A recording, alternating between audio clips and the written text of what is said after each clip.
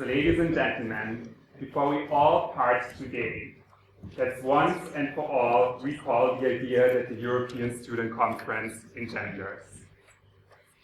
I started these remarks by referring to Jean Monnet, and I would like to seek his guidance again. When we go away from this conference today, ready to be active for European horizons, some of us may soon face a challenge and a question, which could be a little bit selfish, but definitely very real.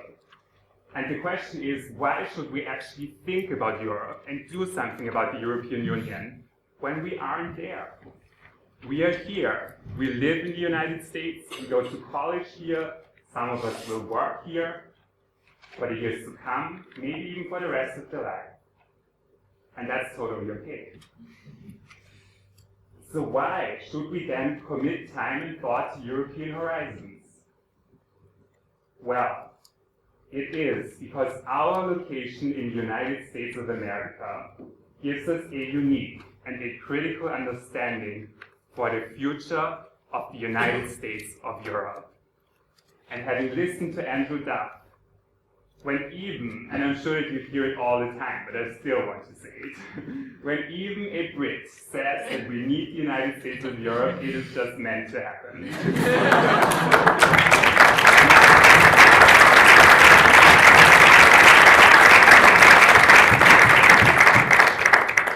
So as students in the United States, we all, no matter if we came from Europe, from China, or no matter if we actually are Americans, we got to know America. America that defines its national character, and you all have read the Declaration of Independence, haven't you? I hope so. America that defines its national character through the values of life, liberty, and pursuit of happiness. There are no constructions of ethnicity, no constructions of language in this text. It is life, liberty, and pursuit of happiness. Having lived in a country that deeply believes in the union of different peoples, in a highly federalist government, I believe that we got to know the spirit of the country, the federalism of the country, and the external mission of the country, that we can one time emulate, and at least take as inspiration for the United States of Europe. So our friendship and our study with Americans has been guiding for us to organize this conference today, and will be guiding no matter where we end up in the future. And why does that actually relate to Jean Monnet? Well, because Jean Monnet did exactly the same thing. I'm not a historian, but I read that Jean Monnet spent a lot of time in America. He was traveling over America when he was young. He was selling alcohol, by the way. He was even advising Franklin Delano Roosevelt. Charles de Gaulle allegedly called Jean Monnet the Great American. So, with all due respect, he is still European. But what he tried to accomplish was certainly very much modeled after the United States of America, with its specialties, right? But still, he took experiences that he had in this country and transformed them to come up with a bold vision for the land across the pond. So starting today, let us do exactly the same thing, just in our own terms. Let us create a bold vision for the European Union.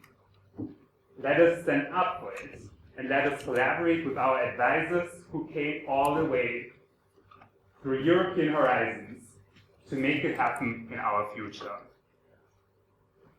Let us commit to the idea of a progressive society, a society where the European Union is not just a peace project, but where it is actually a model of living together, where opportunities, wealth, and ideas are shared respectfully among every man and every woman, among every Muslim, Christian, Jew, and atheist, among every homosexual and heterosexual, among every businessman and every worker.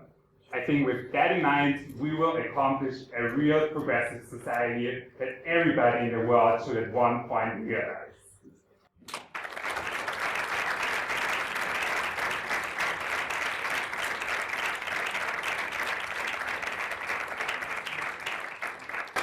So I'm confident by convening here at Yale University for this European Student Conference, we have already done the first step towards this progressive society.